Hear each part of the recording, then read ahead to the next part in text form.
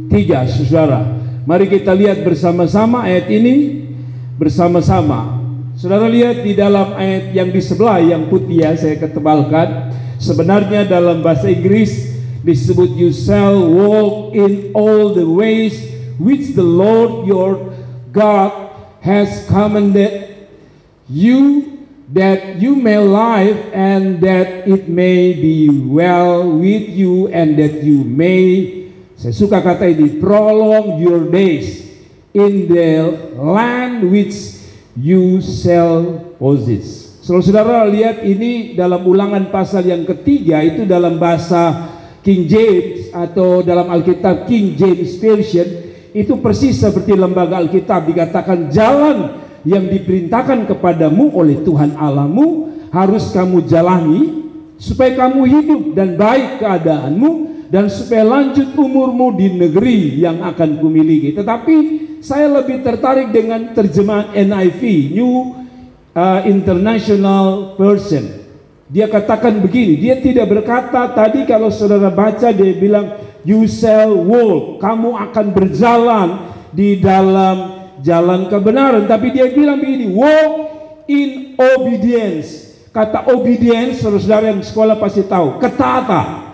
Saudara dia bilang walk in obedience to all that the Lord your God has commanded you, say so that you may live and prosper. Nah, ini kalau kita kata prosper ini muncul kata apa nih? Prospek. Ya, kalau saudara mengerti kata prospek itu apa? Prospek. Siapa yang mengerti kata prospek? Tidak ada yang mengerti prospek. Sering orang bilang begini, adakah kalau saudara bisnis, lalu orang bilang kalau beta bikin bisnis ini kira-kira ada prospek tidak ke depan? Berarti ada sesuatu yang luar biasa. Dia gunakan kata prosper, artinya orang yang punya kesempatan melihat sesuatu yang luar biasa nanti. And prolong, nanti kita lihat. Tapi prolong your days in the land that you will possess. Nah sudah, saudara lihat di sebelah saya mendapatkan terjemahannya. Saya coba searching dan terjemahkan. Kira-kira dia bilang gini, berjalanlah dalam ketaatan. Kalau tadi NIV, King James dan lembaga Alkitab hanya bilang berjalanlah atau dengarlah firman Allah dan lakukanlah. Tetapi dia NIV lebih bilang berjalanlah dalam ketaatan pada semua yang diperintahkan kepadamu. Oh, the Lord your God has commanded. Saudara lihat ini. Lalu dia bilang kepada Allahmu agar apa? Engkau hidup dan makmur. Saudara, kata yang digunakan di situ kalau tadi dikatakan hidup, lalu apa? Kalau saudara baca tadi dikatakan bukan hanya hidup. Tadi dia bilang hidup baik keadaanmu. Tetapi dalam NIV diterjemahkan engkau makmur. Bukan sekadar engkau bisa hidup baik keadaanmu, tapi dia ganti dengan kata makmur. Serta lanjut umurmu. Nah, saudara, kalau kita baca ayat ini selalu saya bilang mari kita balik. Agar engkau hidup, agar engkau makmur, agar engkau punya keadaan baik, agar engkau punya prospek masa depan, dan agar engkau punya lanjut umur atau bertambah umur, engkau harus kembali pada ayat pertama. Dia bilang berjalan dalam ketaatan. Artinya gini, kalau saudara mau berjalan dalam ketaatan kepada Tuhan, memang berat. Orang bilang ikut Tuhan itu berat, karena ikut dia punya mau itu tidak gampang. Tapi kalau engkau bisa ikut dia punya mau, taat, berjalan dengan firman Allah, ikut firman Allah, berjalan sesuai firman Allah, dia bilang gini, engkau hidup, engkau makmur, lalu lanjut umur. Saudara, 3 hal ini akan saya bahas. Ketaatan. Tadi saya bilang tema memilih jalan ketaatan. Nah, mengapa memilih jalan ketaatan? Mari kita langsung bahas. Mengapa harus memilih jalan ketaatan? Buat apa kita sampai taat pada Tuhan? Sebab ada orang bilang begini, percuma, saya taat Tuhan juga saya dapat apa? Toh saya ikut Tuhan, saya sungguh-sungguh, saya taat Tuhan, saya tidak dapat apa-apa. Mari kita periksa baik-baik. Saya tidak akan bahas apa itu taat. Kalau bahasa ini sederhana, taat itu patuh. Seperti seorang tentara. Kalau saudara belajar mengenai tentara, tentara itu tidak ada kata tidak dalam hidup mereka. Yang ada adalah siap, komandan, atau biasa mereka bilang siap dan. Ya, ini bukan siap Daniel ya. Ini siap dan itu dari kata komandan. Markus Panavani, siap dan. Berangkat ke Rote, siap dan. Walaupun katanya beberapa orang yang saya kenal sebagai tentara katanya pulang dia cerita istrinya, beta malas pergi. Tapi dia tidak boleh dia dilarang untuk berkata tidak depan komandan. Selalu perintah apapun. Berangkat Aceh, siap dan. Ini ada Papua lagi heboh-heboh. Orang tahu banyak tentara Kupang juga mati. Dan ketika disuruh untuk ke sana, Daniel, siap dan pergi ke Papua. Saudara tahu, mereka sudah tahu bahwa resiko ke sana itu mati. Tetapi tidak boleh ada jawaban tapi, no. Yang dilakukan adalah siap dan. Harusnya ketika kita jadi anak Tuhan, apapun yang disuruh Tuhan harus bilang siap dan.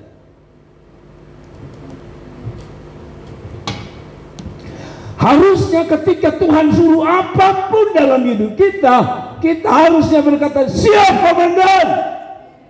Tapi kita ini kadang-kadang yang tidak disuruh, yang tidak berhubungan dengan kehidupan yang kekal dalam hidup kita, kita rela mati-matian. Contoh, kita kuliah mati-matian karena kita tahu kuliah itu mendatangkan sesuatu yang baik. Kita ke sekolah, kita takut terlambat karena kita tahu lewat ketidaktaatan kita hukuman.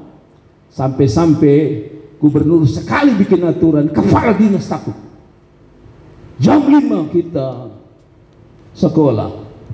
Sekarang sudah 5.30. Gubernur bisa berubah. Tapi kepala sekolah harus ikut. Walaupun mungkin kepala sekolah sendiri juga sebenarnya bangun juga belum tentu 5.30. Tapi karena yang perintah gubernur, orang bilang lari pantai panas. Itu baru manusia. Langgar Raijuan. Langgar Kolbano. Tugas di sana. Akhirnya mau tidak mau ikut. Lalu guru tendes tekan siapa? Siswa. Kau tidak datang jam 5.30, kau lihat. Nah, murid-murid besok pagi bangun. Walaupun sampai di sekolah guru terangkan, saya meyakini hari pertama blank semua. Saya yakin. Tidur semua. Saya yakin paling 1-2 yang konslet. Apalagi yang biasa mete-mete malam. Nah, saya mau bawa begini. Waktu Tuhan suruh kita untuk taat, dia bukan maaf sama kita Fung 01 ini. Saya live, saya tidak takut. 01 ini hanya bisa bikin aturan, tapi dampaknya apa? Nanti kita bakal lihat apakah akan lahir para murid yang pintar. Saya yakin tidak. Kenapa? Karena yang harus dipulihkan itu satu, pendidikannya, bukan jamnya. Kita pengguru saja. Saya masih ingat salah satu guru saya punya anak. Saya dengar dia terangkan saya punya anak, saya bingung. Apalagi anak murid. Jadi pendidikan yang harus diubah, fasilitas. Ya, kita saja rata-rata orang Kupang ini kan banyak orang susah. Kenapa orang pintar? Karena punya buku pegangan sendiri, buku cetak, baca di rumah. Belum selesai dia ngajar di sekolah, pulang dia baca di buku cetak. Kita pun anak ini hanya bawa buku catatan. Habis dia catat, yang tidak ada dalam catatan dia pulang bingung semua.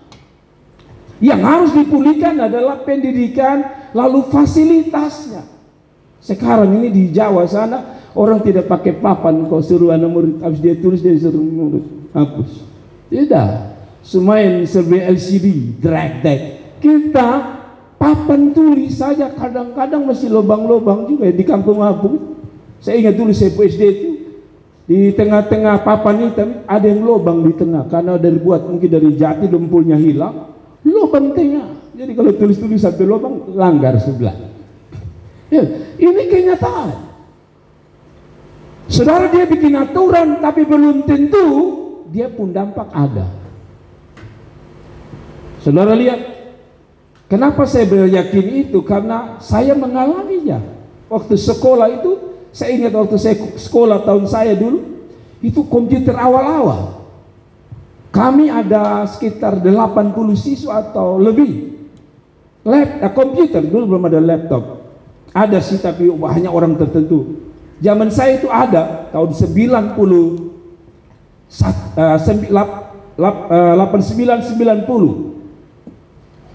tahun ajaran 89-90. Jadi saya mulai belajar komputer. Nah, saudara tahu komputernya hanya satu. Jadi 40 murid itu satu. Jadi saya ingat, saya tidak akan lupa. Katanya belajar komputer, tapi saudara tahu kita hanya masuk lalu dia bilang ini keyboard, ini layar, keluar ganti lagi. Saya ingat persis, minggu berikutnya hanya tes, bilang colo tes, dia pun keyboard, tes, keluar ganti. Nah bayangkan kalau kita hanya lihat keyboard, tenis bingung. Zaman itu 2 biji. Nah kan tidak setiap minggu ada pelajaran komputer, ya kan? Kalaupun ada 1 minggu sekali, nah bayangkan minggu depan tanya ini apa. Baru sekarang saya mengerti sebenarnya. Dulu ujian tanya, sebenarnya komputer hanya tidak terdiri dari 3, apa saja. Saya dulu tidak tahu, sekarang baru ngerti. Sebenarnya hanya ada 3. Coba saudara yang kuliah ini. Sebenarnya komputer itu terdiri dari hanya 3. PC khususnya, PC komputer ada 3. Apa itu? Layar komputer, CPU tempat operasinya komputer, lalu untuk memasukkan data yang disebut keyboard. 3 saja. Tapi waktu itu saya bingung. 3 saja yang merupakan perangkat komputer. Saya tidak tahu. Sekarang baru mengerti. Kenapa? Karena punya sendiri. Dulu belum punya. Belum lagi hard disk. Saudara tahu sekarang ini saudara pun komputer, laptop, HP itu saya lihat sudah ada yang 128 GB. Dulu saya masih ingat itu tidak sampai 1 namanya hard disk dulu. Jadi kasih masuk di laptop itu, itu hanya saya ingat 1,5 megabyte. Sekarang saudara pun foto yang selfie itu mau namanya 5 megabyte ada, karena wajahnya kinclong luar. Itu kalah dengan data yang katanya data kantor sepotong ini. Ya, kira-kira lebar begini namanya hard disket. Kasih masuk begini 1,5 megabyte. Jadi kalau saudara punya skripsi, maka saudara harus bawa kira-kira disket itu kira-kira tebal begini. Jadi kalau saudara mau kerja skripsi, bawa itu, kasih duduk, tes satu-satu. Oh ini data apa, ini data, pusing. Kupang belum punya, tapi orang mau bikin jam 5. Sekali lagi sudah, saya tidak bahas gubernur. Saya mau bahas firman Tuhan. Gini, banyak, saya singgung terakhir, banyak akademisi menghantam beliau dengan mengatakan ini orang yang mimpi semalam besok bikin aturan.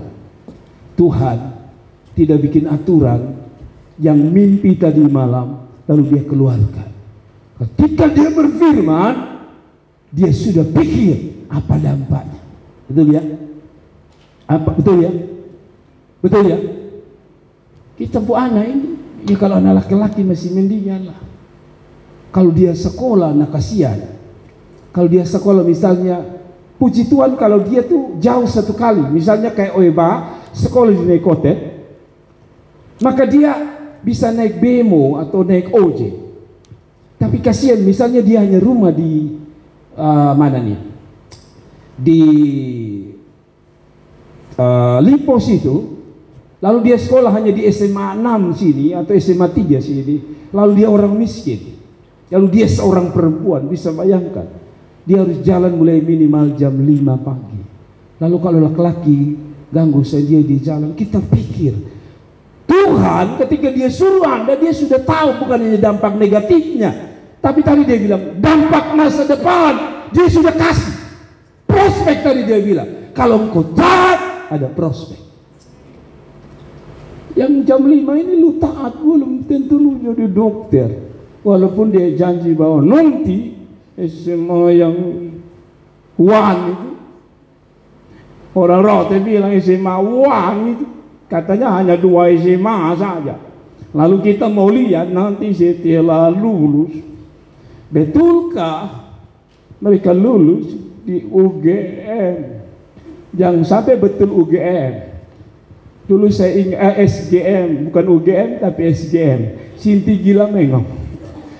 Dulu saya ingat bukan, kan ada susu SGM ya. Tapi maksud saya bawa begini, saya coba banding saudara. Manusia ini kalau dia suruh kita taat, belum tentu ada jaminan yang pasti. Waktu saya sekolah dulu katanya, maaf saya tidak meremehkan sekolah di mana saya sekolah. Zaman saya itu cari kerja katanya masih cukup gampang. Di saya katanya waktu saya kelas 1, bapak saya bilang lu tidak boleh masuk SMA, lu masuk SMEA. Apalagi kalau lu ambil perkantoran. Nah masa perkantoran, maka yang terima lu kantor. Setelah saya lulus jangankan kantor, kios juga tidak terima saya. Tapi promonya lu taat di sekolah SMEA yang katanya belajar tentang kantor, pasti kantor. Jadi waktu saya sekolah itu saya bayangkan saya pakai pakaian keki, pegawai bapak, tes 1000 orang, jadi adu di dalam. Terima tahun 91 atau 92 itu terima hanya 10 orang, yang daftar 1000 orang. Saya pikir bapak saya sudah bilang SMEA lulus. Orang tanya apa jurusan? Saya waktu itu ambil akuntansi, keuangan. Saya dalam ambil goyang banget, keuangan. Lu mau keuangan kah, perkantoran kan, kantor tutup. Padahal promosi waktu sekolah ini pasti dapat kerja. Sudah, kita kembali pada firman Allah. Tuhan bilang gini, kalau engkau taat yang ini bukan kayak dunia yang janji. Kalau engkau taat, dia bilang begini. Mari kita mulai bahas satu-satu. Mengapa dia bilang engkau harus taat? Supaya kita bisa hidup. Mari coba lihat dia ayat ini.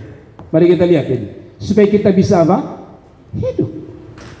Segenap jalan yang diperintahkan kepadamu oleh Tuhan Allah, bukan oleh gubernur, bukan bupati. Ini bukan kepres, ini bukan apa lagi, peraturan daerah, ini peraturan sorga. Dia bilang kalau engkau turut, engkau lakukan, engkau jalani. Dan dia bilang memang harus kamu jalani. Ini tidak ada tawar menawar. Kalau yang gubernur tawar, masih bisa orang Flores bilang, oh kita tidak satu pulau, saya tolak, bisa. Tapi sorga kasih keluar, no, tidak ada tawar menawar. Dia bilang kamu harus jalan, artinya kamu harus taat. Supaya apa? Kamu hidup. Betul ya? Supaya apa? Kamu hidup. Pertanyaannya saya bikin gini, kalau mau hidup, dulu masih nakal-nakal cuma masih hidup nih. Dulu masih kacau-kacau cuma masih hidup nih. Lalu apa makna hidup? Waktu saya coba cari-cari kata hidup tadi, saudara kan masih ingat tadi.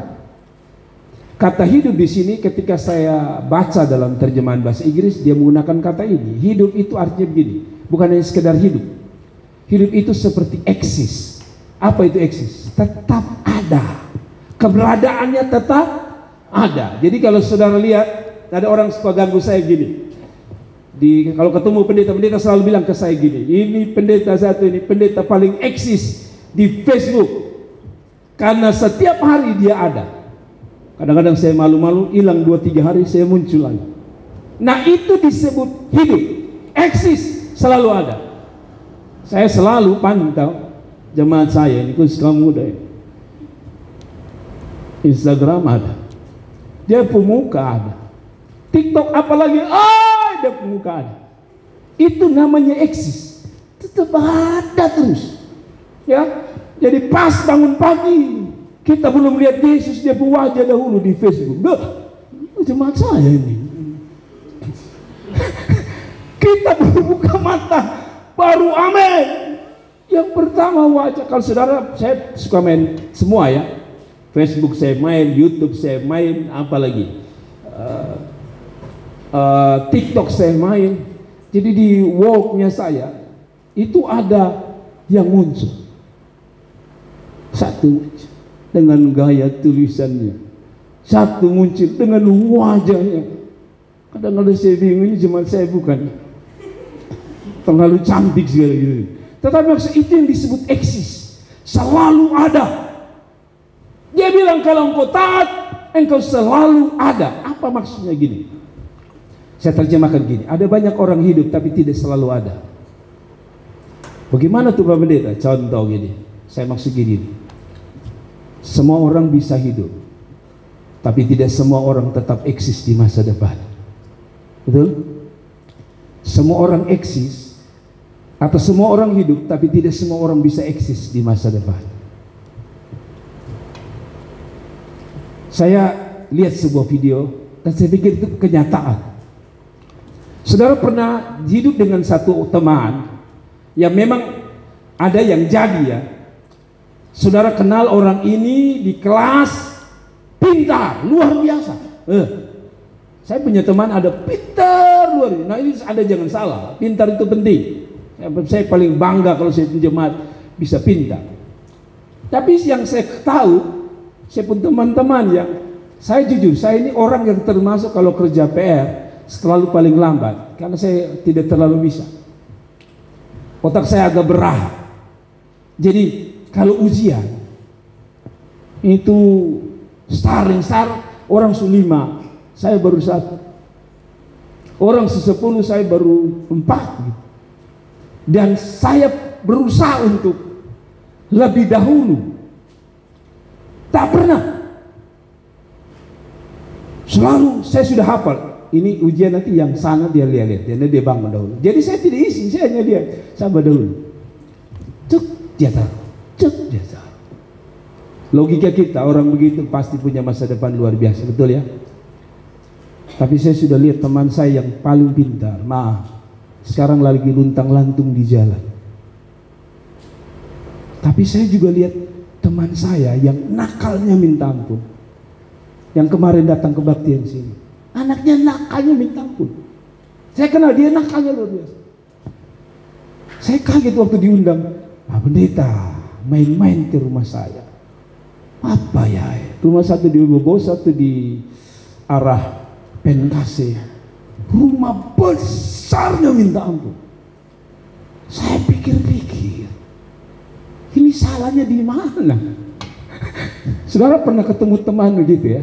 Ada temanmu yang pinternya minta, orang dia bilang pinternya minta, tapi tak menjamin masa depan.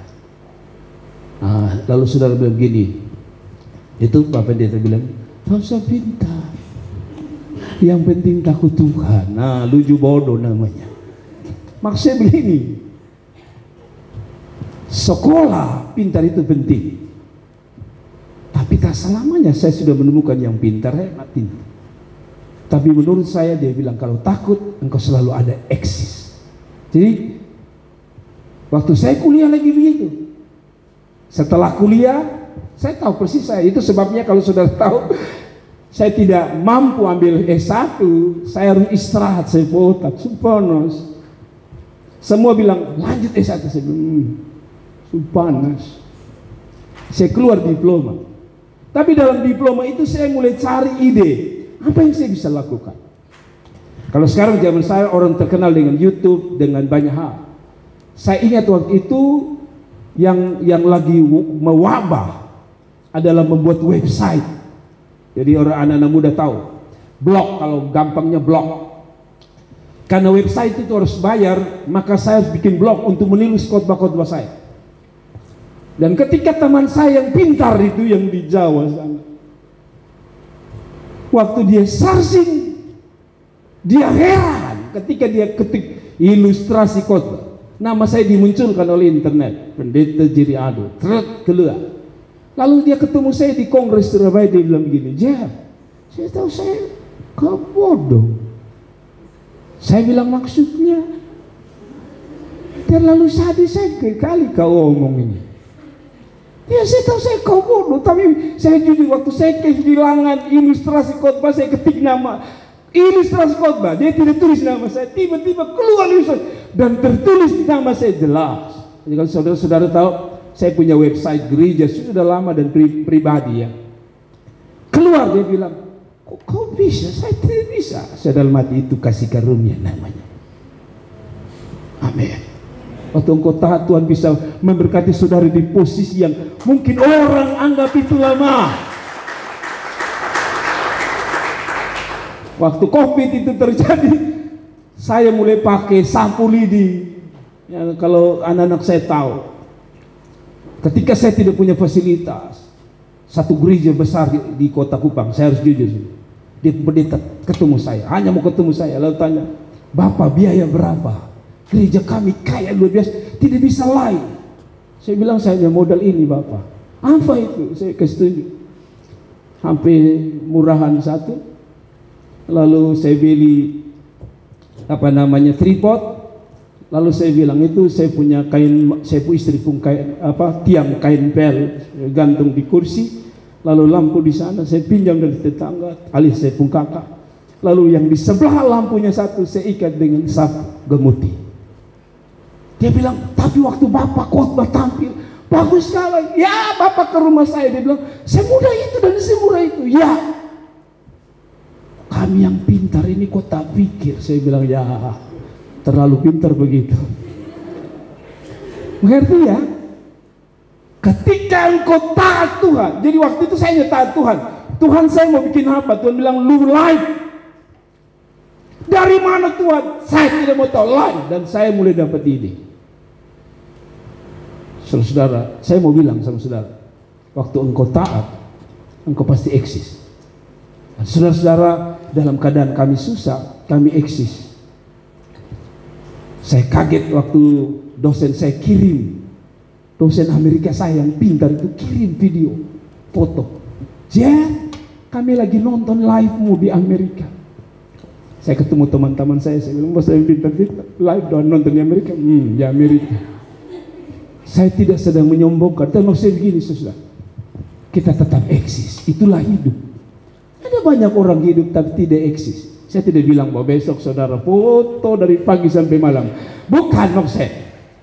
Hidup ini akan terus membuat engkau tetap ada. Kalau itu bisnismu, saya berdoa supaya bisnismu tetap eksis. Kalau itu masa depanmu, biar hidupmu tetap eksis.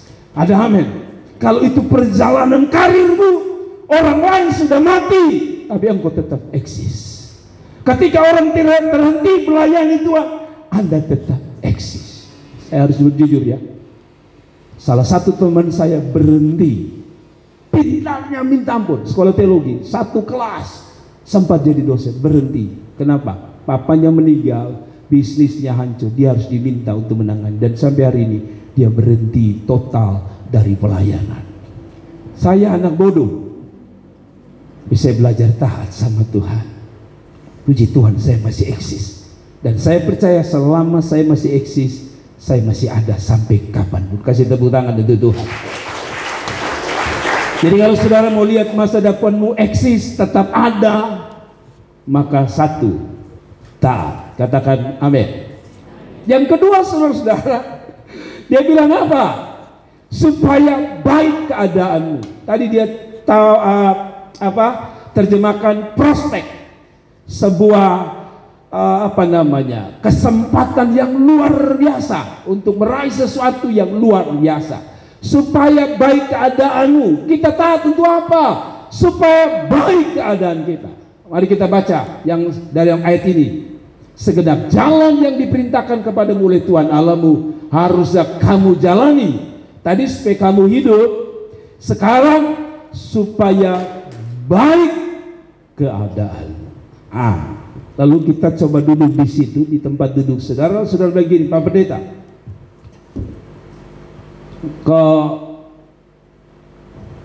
Pak Pendeta bilang, Pak Pendeta tak. Buktinya Pak Pendeta seberapa hari ini kena bisul, dan saya sudah kena bisul dari minggu lalu. Berarti keadaannya tidak baik toh, betul ya? Nah, apakah ini berhubungan dengan begini? Tidak, nanti saya jelaskan. Dia bilang kalau engkau taat, keadaanmu baik. Apa maksudnya? Gini, ini tidak berarti bahwa kita tidak ada keadaan yang buruk. Saudara salah. Waktu engkau taat, itu tidak menjamin keadaanmu di sekelilingmu baik. Lalu, kenapa dia bilang kalau engkau taat keadaanmu baik? Saya jelaskan, saudara.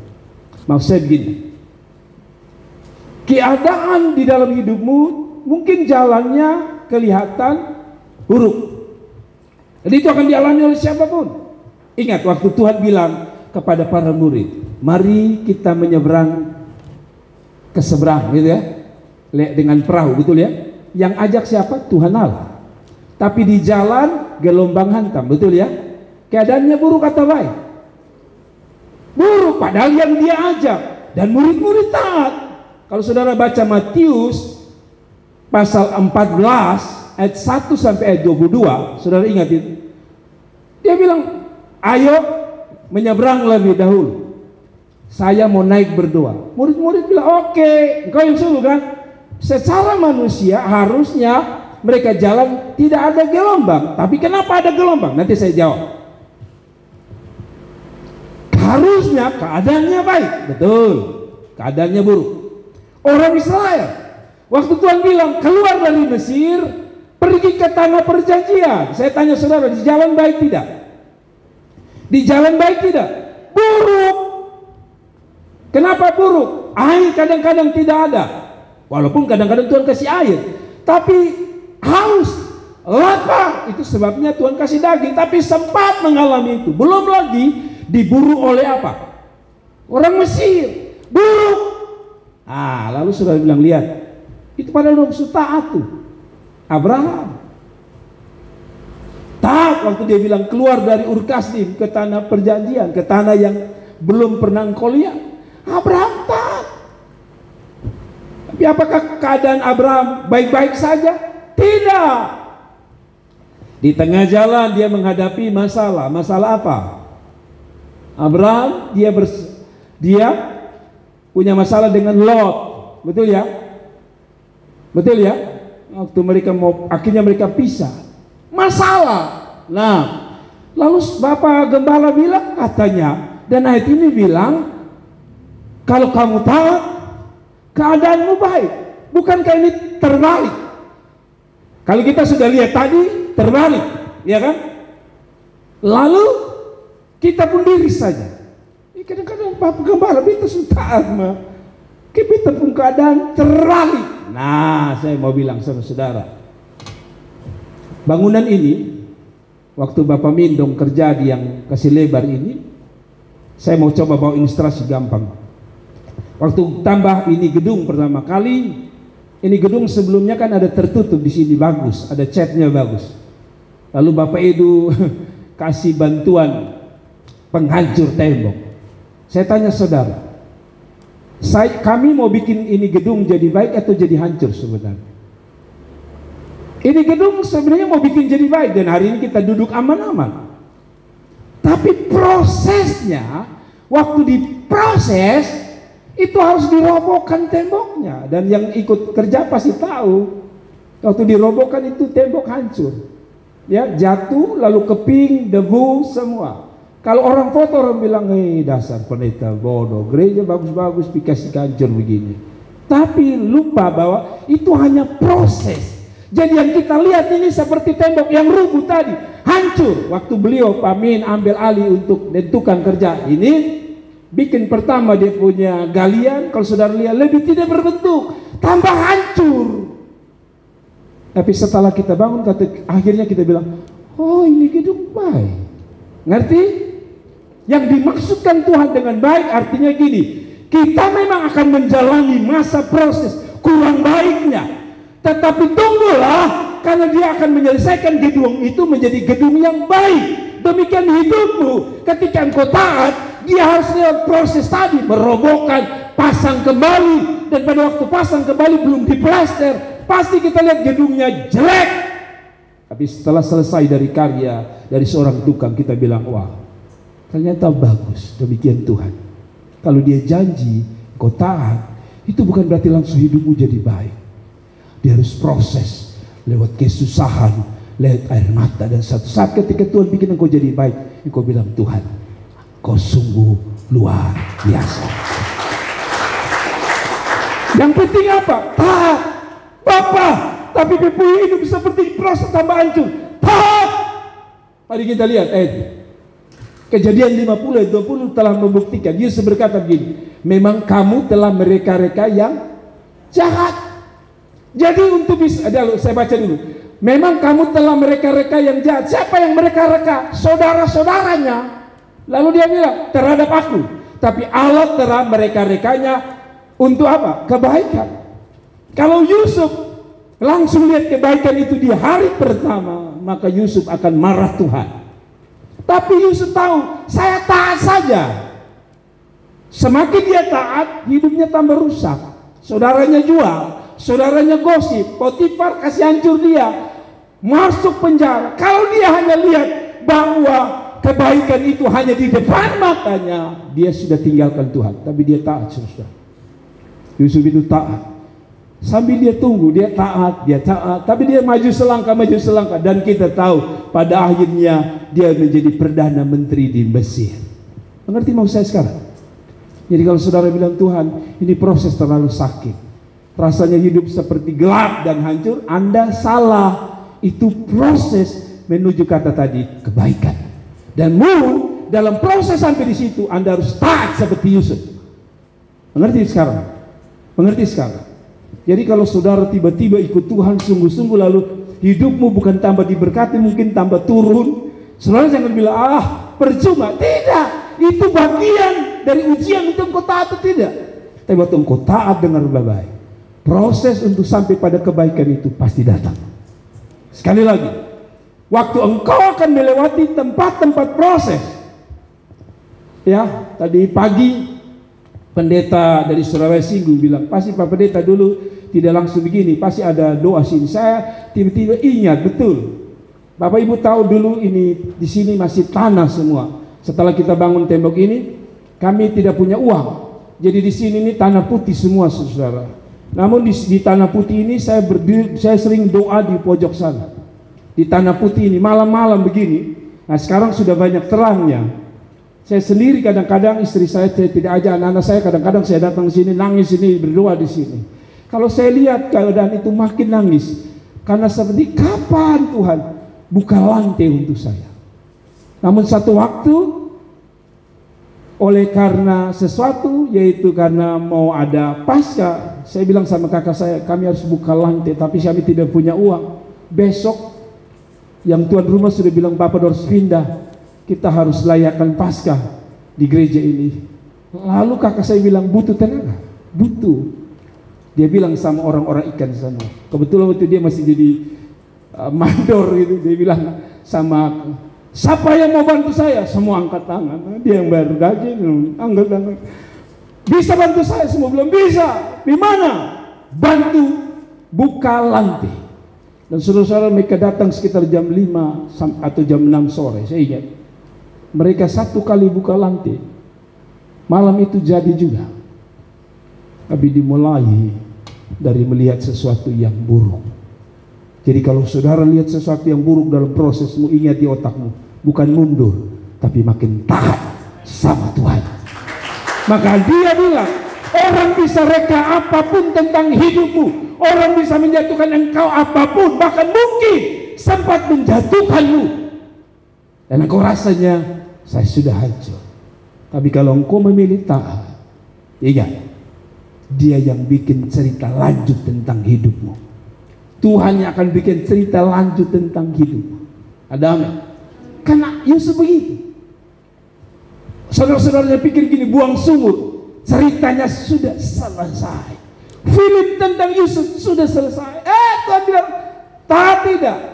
Yusuf taat. Yusuf tidak keluar lalu bilang, ya, tanda kosong. Saat besok membunuh khusus. Bahkan sampai ketika dia di Mesir, manusia. Yusuf bisa bilang begini. Waktu itu kan semua kelaparan, betul ya? Termasuk orang tuanya, dong cari makan sampai di Mesir. Dong lupa, dong pikir Yusuf sudah mati. Dan dong juga mungkin sudah lupa Yusuf. Tapi Yusuf ingat, itu sebuah ketaatan. Betul ya? Lu ini manusia. Pasti Yusuf begitu kalau dia tidak taat. Satu nih, dia yang angka beta, koko beta dia buang disuruh satu, biji mata menyala satu. Tapi kata Alkitab, dia taat, dia pendam, dia pikir gini, saya tinggal saya. Lalu dia bilang begini, kata Alkitab, saya suka dengan bahasa sayang saya tidak sempat kopi. Dia bilang gini, dia bilang bentuk ketaatan Yusuf itu dia gini, dia tidak marah mereka dia bilang gini sama saudara-saudara, tak usah takut. Saudara-saudara sudah mati sih ketong. Masih satu bilang gini, itu gara-gara lu Tuhan kusir mau lu. Satu bilang, lu yang suruh, betanya angka buang, dia lu yang suruh. Mulai betul lah ya. Yusuf bisa bilang gini, biar kau dan papok satu. Tapi Yusuf tidak. Yusuf bilang gini, tak usah ribut. Memang kelihatannya kamu reka yang jahat, tapi Tuhan reka yang baik, betul ya? Tapi saya suka dia bilang begini, sebenarnya kalian ini hanya Allah Tuhan untuk kirim beta ke sini. Seandainya tidak kirim ke sini, maka beta bukan siapa-siapa. Jarang-jarang ada orang begitu, ya. Jarang-jarang ada orang begitu. Jadi orang lalu lihat orang bikin katong dulu, lalu lihat itu orang bikin katong bilang, satu dia. Bapak tolong bantu beta dah. Beta tahu dulu beta bikin susah bapak. Lalu saya bilang, omong ulang. Memang beta bikin susah lu, pisah lu. Kalau kita begitu, tapi Yusuf lihat dari sisi lain, dia taat sama Tuhan, yaitu dia tidak benci marah. Dia bilang, tidak apa-apa, lu bosong ini hanya Allah Tuhan bawa beta ke sini. Saudara belajar dari Ahok ya. Saya suka Ahok. Banyak orang tidak suka Ahok. Saya suka Ahok. Kenapa saya suka Ahok? Dia tidak marah orang-orang. Menurut dia cerita waktu dia dibuang, dia dimasukkan di Makobrimob, kata dia, waktu dia masuk pintu mulai ditutup, bung, masuk, bung, rupanya ada dua gerbang, teng.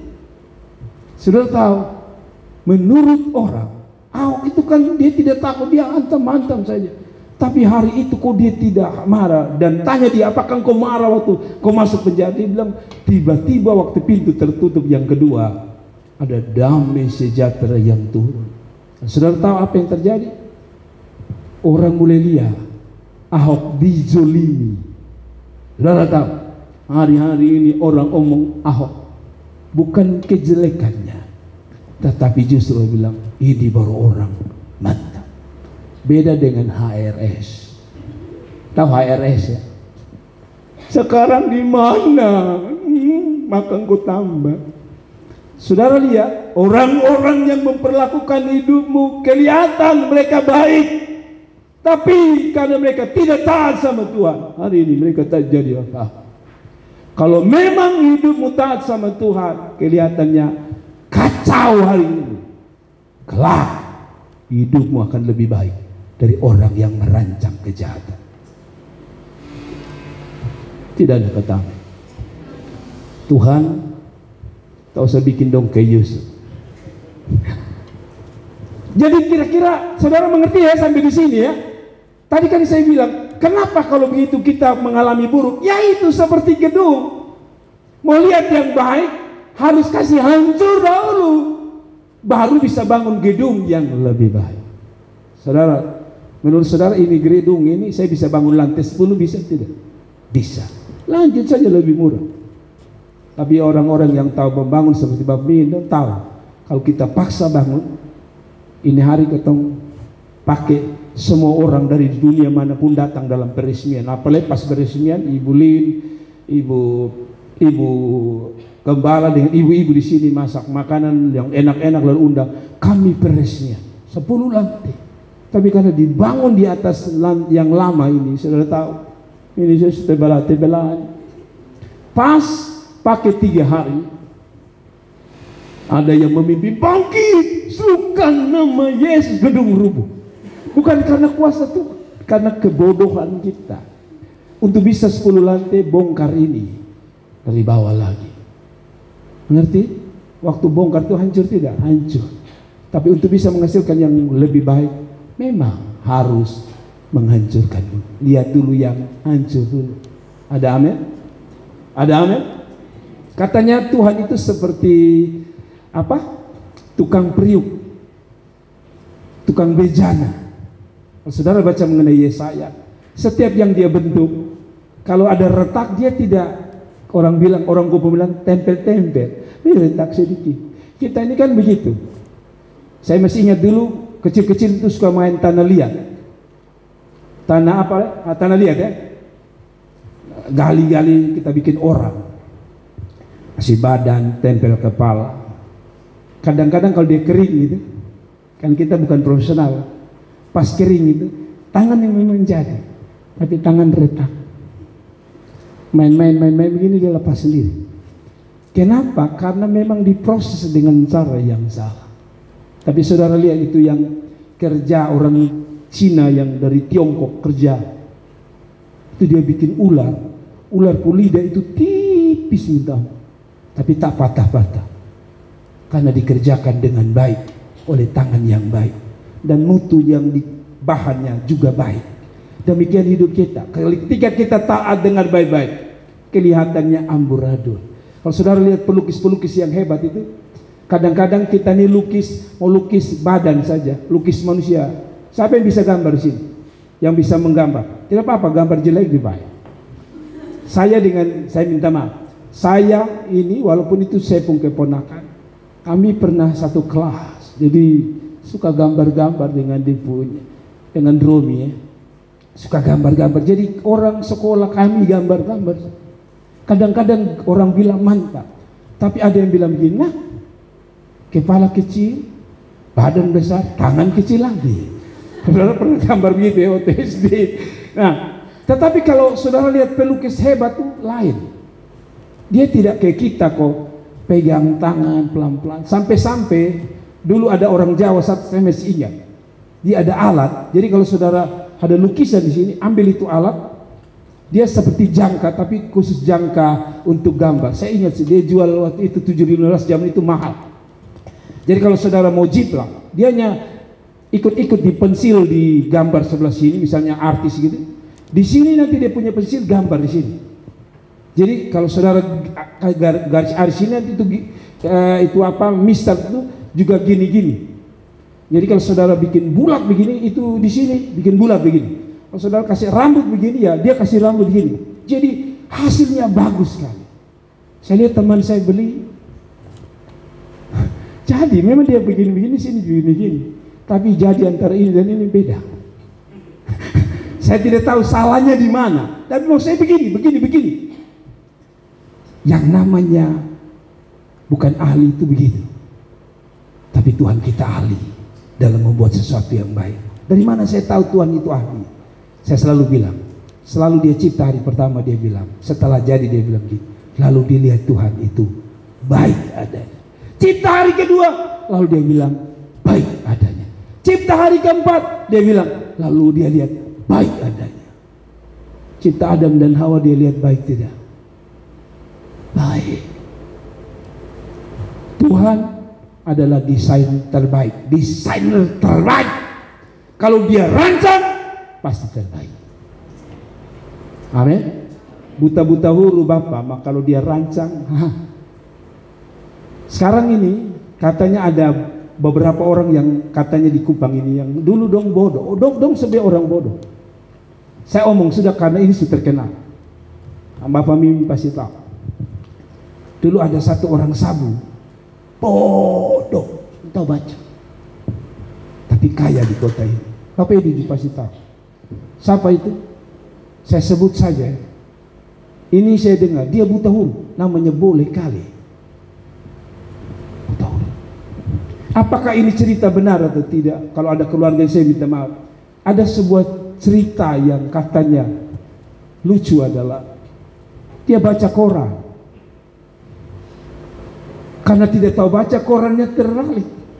Lalu dia bilang gempa di mana-mana. Orang bilang, Bapak bukan gempa, Bapak baca tebal. Dia karena tidak bisa baca, hanya bisa dilihat gambar. Jadi dia bilang gempa. Tapi saudara tahu di kota ini dia kaya. Buta huruf. Kalau yang namanya buta huruf tapi dia taat, saya pikir Tuhan bisa angkat siapapun. Amin. Terakhir, lalu kita berdoa. Terakhir, ini poin yang ke berapa tadi? 2 ya. Kita hanya 3 poin saja. Lalu sudah lihat ini. Yang tadi dia bilang apa? Mas, kebaikan ya. Lalu yang terakhir. Ini yang terakhir. Tadi dikatakan supaya lanjut umur. Kenapa harus taat? Supaya lanjut umur. Lalu kita kembali. Kalau saudara baca tadi bilang supaya lanjut apa? Umurmu. Nah, saya coba bahas lagi. Untuk apa lanjut umur? Kalau taat saja supaya lanjut umur, itu ada yang tidak taat. Di luar sana itu banyak Pak Pendeta dong lanjut umur. Ketemu yang katanya lanjut taat ini ada yang 45 sumati. Lalu buat apa lanjut umur? Nah, saya bahas, saudara-saudara ini. Apa unanya lanjut umur? Kenapa Tuhan hanya janji lanjut umur? Kalau kita pembahasan panjang umurnya, walaupun itu sebagai kita nyanyi panjang umurnya, panjang umurnya, panjang umur ya.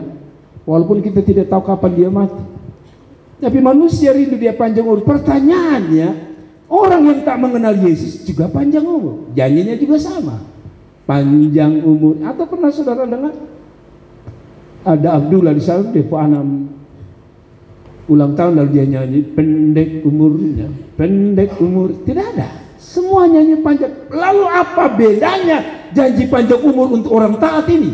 Kan gitu. Kita harus kritis dengan ayat kita sendiri. Maksudnya gini,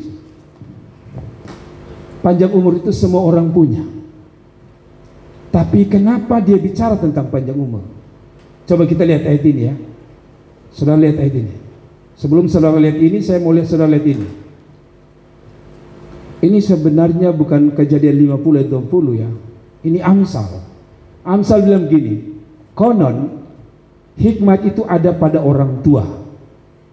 Hikmat itu pada apa? Orang tua, dan pengertian pada orang lanjut umur. Hikmat itu katanya semakin kita tua hikmatnya makin tinggi. Kita waktu muda kan begitu, waktu masih anak-anak. Gara-gara kler, apa dulu? Gara-gara kler, betul ya? Oh perlu. Saya masih ingat masih kecil-kecil orang hanya garis tor. Orang gue bilang garis tor, garis. Lalu bilang kalau lu nakal injak. Bayangkan, kau tuh nggak ada bermain-main dong garis tor. Lalu panggil satu ini garis tor, lalu bilang, sama lu kalau lu nakal injak. Lalu kita injak, satu injak, lalu berpukul.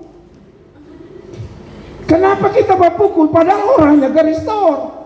Kalau begitu garisnya tiap hari supaya kita kacau di dunia ini. Tapi karena kita dulu tidak berhikmat, betul ya? Orang muda itu terkenal tidak berhikmatnya. Apapun, belum, tidak pikir. Bahwa setelah dia perlu tempel satu polisi angkat dia, baru dia bilang, Bapak ampuni saya. Saudara, berapa banyak orang bilang Jokowi begini, mulut besar, betul ya? Setelah ditangkap orang kembali muka ke kode. Atas nama pribadi dan keluarga, saya meminta maaf kepada Jokowi dan seluruh rakyat Indonesia. Itu karena kurang berhikmat.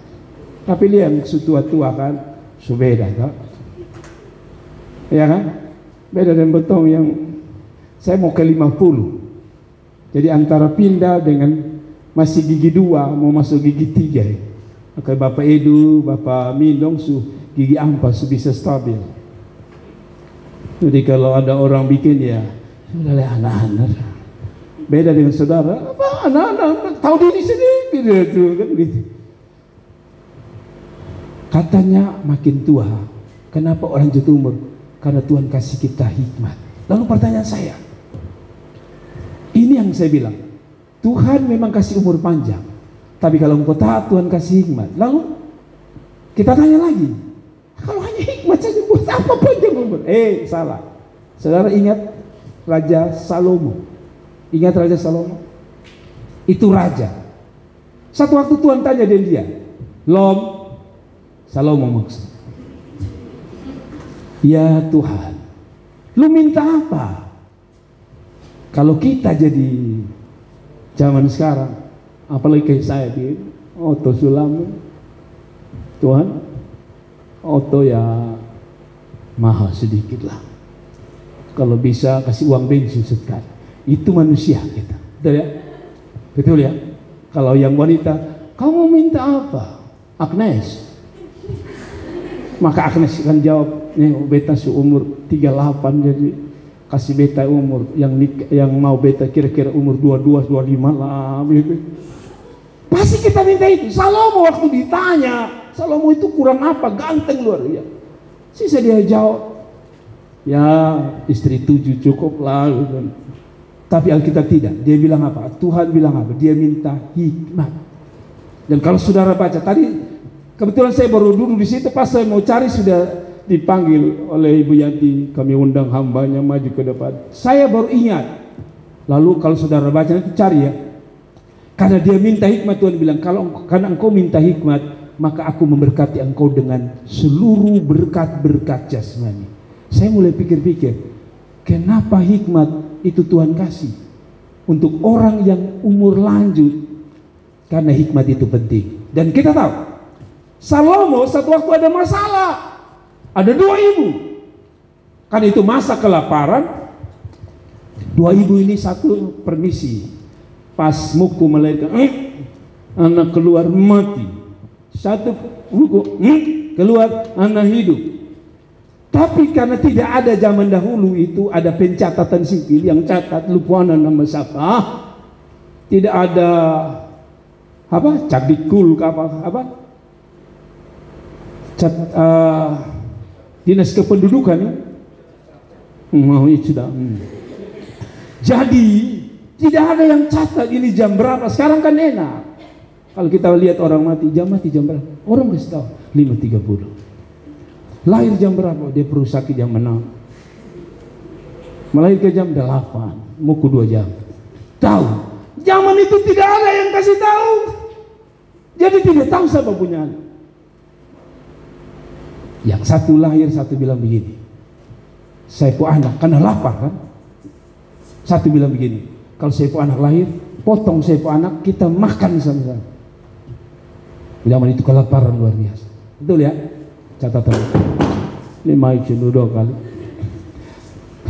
Lalu setelah dimakan anak yang pertama, besoknya ibu bilang, ayo gorengannya besok kamu punya anak lagi. Ini betul.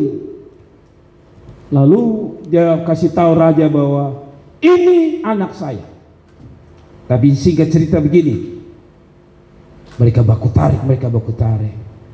Apa yang terjadi? Satu mengaku dia punya anak, satu mengaku satu punya anak sudah mati, satu punya anak masih hidup. Mereka berebutan datang pada raja. Dulu belum ada tes DNA. Datang Salomo bingung, siapa punya anak? Karena namanya bayi itu muka sama semua ya, betul ya? Ada bayi yang langsung muka kayak, memang kelihatan kayak kita pemuka kadang-kadang ya. Sebab saya punya anak waktu lahir semua, saya bingung, saya tanya sendiri, muka saya kok dia muka Mama Leni? Saya tanya jemaat, muka siapa? Dua-dua Bapak. Bayangkan, namanya bayi itu cara nangisnya sama, betul lah? Atau ada bayi karena lupa anak beda lagi, halo. Tidak, semua sama, betul ya? Atau ada yang langsung gigi 32? Tidak ada, semua kojek semua giginya. Bukan hanya kepalanya kojek, giginya kojek semua. Lalu bedakan dari mana? tidak ada foto. Lalu Salomo dengan doa dia bilang gini, Tuhan kasih saya hikmat menyelesaikan. Seolah-olah cerita begini, Tuhan bilang gini, ame parang. Kalau kita bilang secara bodoh, hai, itu bodoh. Tapi tidak, Salomo dapat hikmat yang dianggap oleh orang lain bodoh, ame parang. Salomo bawa itu anak. Tuhan kasih dia hikmat dan parang, pedang. Bawa sini. Salomo taruh sini. Taruh. Salomo pasti tidak begitu, saya dramatisir. Saya mau bunuh. Saudara tahu, satu ibu bilang begini, bunuh, tidak apa-apa, biarpun anak saya, bunuh.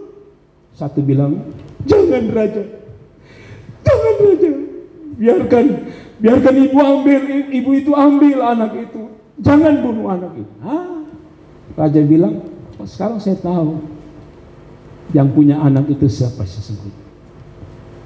Yang suruh bunuh, yang bilang dia punya anak tapi bilang suruh bunuh, dia bilang kau bukan kau punya anak. Yang menangis bilang, biar jangan bunuh, biar dia dapat. Justru itu ibunya. Begini, kenapa kita harus taat? Karena Tuhan kasih kita hikmat. Kenapa kita harus dapat hikmat? Karena semakin kita tua, persoalan makin banyak.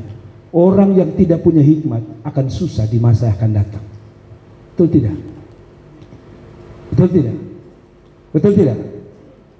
Kalau ibu-ibu yang berhikmat itu pasti tidak ada doi, tidak usah stres. Saya masih ingat waktu kami tidak ada doi, sekali lagi pelayanan di Allah. Hanya ada beras, tidak ada apa-apa, memang ada minyak sedikit. Lalu istri saya keluar, dia lihat ada bayam. Bayam itu hanya 1-2 pohon. Dia petik daunnya, dia petik. Saya pikir, 10 daun, saya mau bikin apa? 10 daun, kalau saya 1 kali safak, 20 daun lenyap. Dia ambil 10 daun. Lalu dia lihat ada tepung satu, dia kasih masuk itu daun di dalam tepung. Lalu dia goreng. Pas datang di nasi panas-panas, saya makan. Bunyi-bunyi kriuk-kriuk. Saya bilang, dapat ide dari mana? Lalu saya istri bilang, tenang-tenang, sudah telan sudah. Kira-kira bahasa begitu. Saya masih ingat itu daun bayam. Tapi karena dikelola dia makan. Ngerti ya? Kalau tidak ada hikmat, memang otak tidak kaya betul-betul. Kalau ada hikmat itu apa saja bisa jadi makanan. Amin. Amin. Kami pisang lagi lapar, bingung tidak ada uang. Sekali lagi istri saya bilang, bapak coba lihat pisang di muka. Kita bilang pisang masih, orang Kupang bilang masih kaliu-kaliu. Saya bilang ini mau bikin apa? Saya bilang kasih turun. Dia kikis sampai dapat di pisang. Saya tidak akan lupa. Lalu dia goreng, kami makan. Itu yang disebut hikmat. Pada waktu sudah tidak ada solusi, selalu Tuhan kasih otak ini hikmat. Kalau tidak lu mati bodoh kawan. Serius. Ada amin. Ada amin. Saya sekali lagi saya ingat waktu saya di Papua, saya tidak punya uang misi, tapi saya dikasih 1 kali uang, lu mati, lu hidup. Saya dikasih oleh seseorang, lu terima ini, lu mati, lu hidup, saya tidak tahu lagi. Pokoknya intinya begitu dikasih. Maka saya tahu saya jauh dari keluarga. Dulu belum ada handphone. Kalau ada handphone saya telepon, bapak tolong lu, mie habis. Zaman itu tidak ada. Maka saya harus berhikmah. Caranya apa?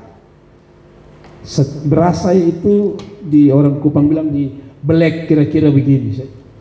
Maka saya ambil. Setiap hari saya ambil.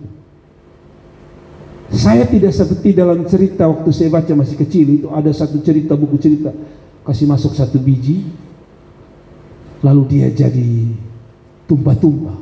Saya tidak percaya itu. Yang saya percaya adalah hikmat. Caranya, ambil 1 genggam kecil, Masukkan ke panci, saya beli panci kecil. Saya tinggal sendiri di Papua. Kecil begini.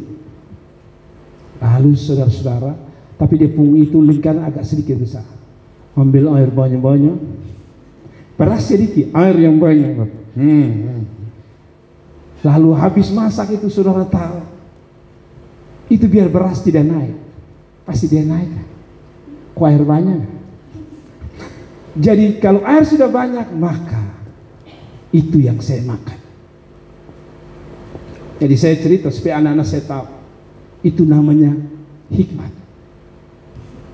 Kadang-kadang ini mulut sudah kepingin kunyah sate, tapi karena uang terbatas, itu namanya hikmat. Tahan diri. Gitu. Lewat mas bilang, teh sate dek, teh sate. Orang yang dulu bilang teh sate, maksudnya sate. Tanya, berapa? Sekian. Tak pas. Yang namanya hikmat, tahan diri. Saya tahan diri. 2 hari kemudian, tempat saya tinggal itu orang kerja di Danamon, orang Sulawesi. Pak Pendeta, mari makan sama-sama. Biasalah orang gue. Tak usahlah, baru habis makan. Padahal baru makan kuah lebih banyak kan. Mari sudah, jangan malu-malu lagi. Nah, dia karena dia menggunakan, dia suka ganggu saya menggunakan. Lalu saya bilang, sedikit lah. Nah, mulai naik. Jangan saudara bilang, masih kenyang, nanti dia tidak tawar lagi. Bilang saja, sedikit lagi. Ya. Kini dia panggil, sudahlah, mari kita gabung. Kita ini orang bagian timur. Ajulah saya. Di depan ada nasi, ada bungkusan kecil.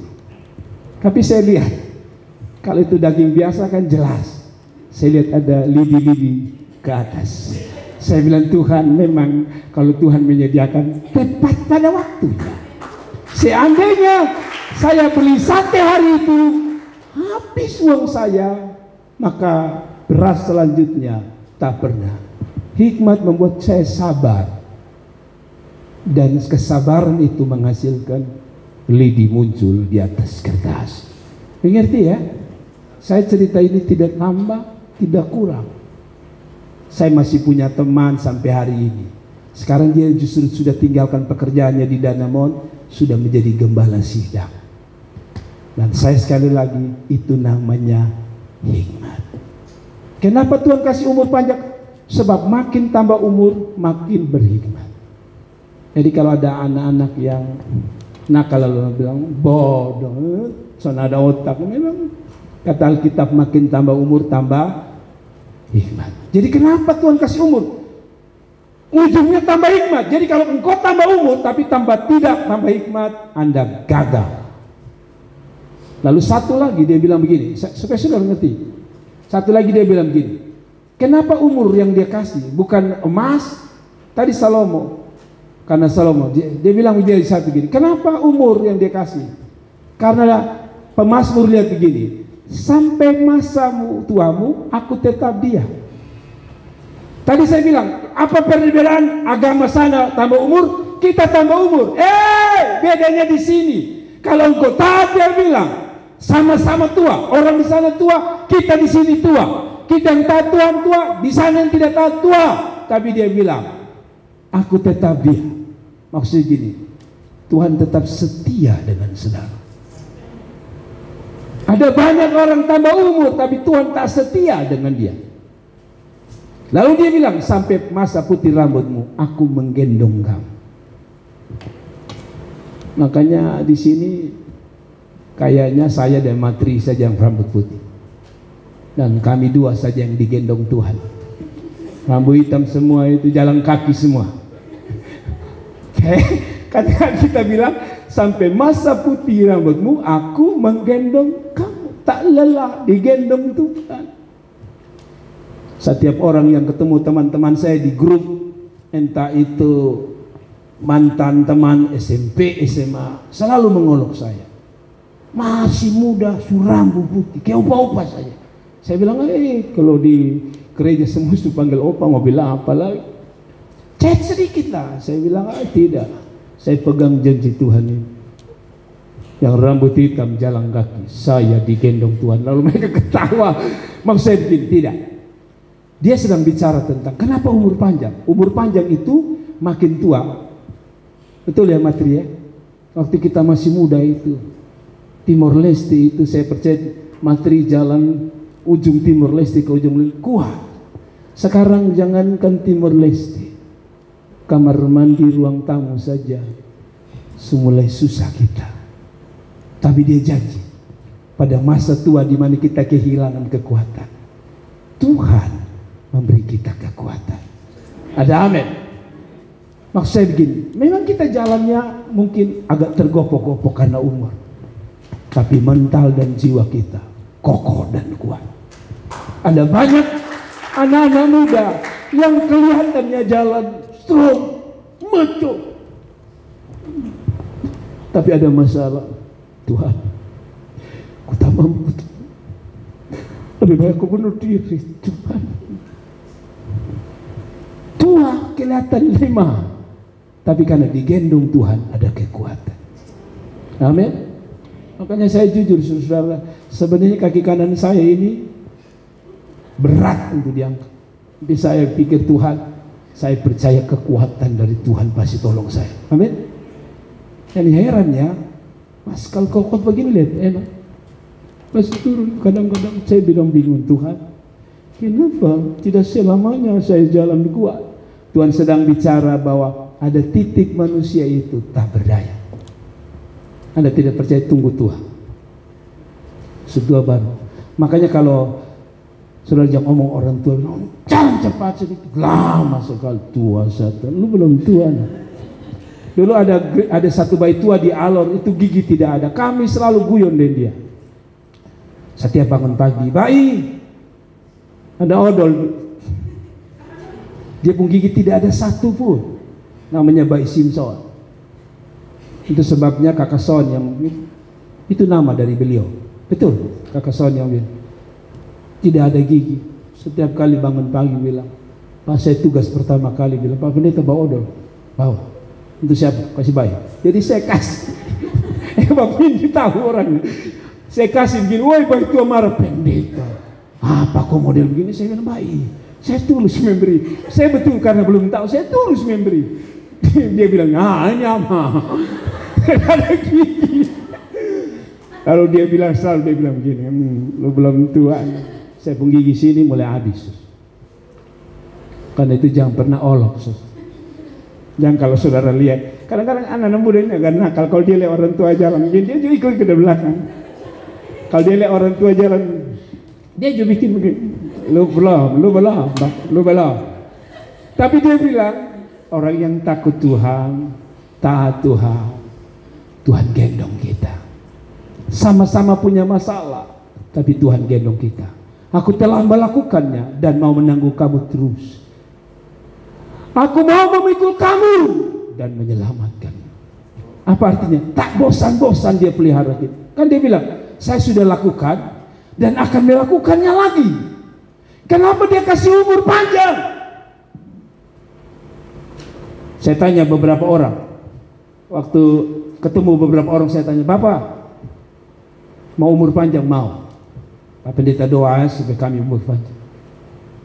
Tapi apa yang Bapak don't takut? Selalu orang saya dengar ini jawaban. Tapi saya mau kalau mati, saya mati langsung saja. Maksudnya apa Pak? Pokoknya saya mau mati langsung. Tak usah sakit-sakit, langsung mati. Kok kenapa? Saya tidak mau anak-anak dan susah dengan saya. Kita semua pasti mau begitu. Tapi berdoa. Tuhan tidak janji bahwa kita hidup seperti itu. Saya percaya Tuhan punya cara gendong kita. Amin. Bayangkan, jangankan Tuhan gendong saya. Dulu masih muda-muda, saya tutup ini. Dulu masih nikah awal-awal, saya gendong istri saya. Ramping bro, gendong. Sekarang saya bilang sama istri, coba. Istri saya bilang coba. Saya angka begini saja. Saya potong dia pun kaki hanya tak angka dari semen begini. Manusia itu kalau gendong sebentar kuat, sebentar tak kuat. Tapi kalau Tuhan yang gendong, luar biasa. Terima kasih buat tepuk tangannya. Amin. Ini jemaat nih, bagi yang baru pertama kali hadir, jemaat saya ini ada 2 tepuk tangan terakhir. Dia mengatakan yes, amin. Tapi sekaligus dia bilang, Bapak Gembala, cukup sampai di sini. Dan saya cukup sampai di situ. Tuhan memberkati. Mari kita bangkit berdiri. Kita mau berdoa bersama-sama.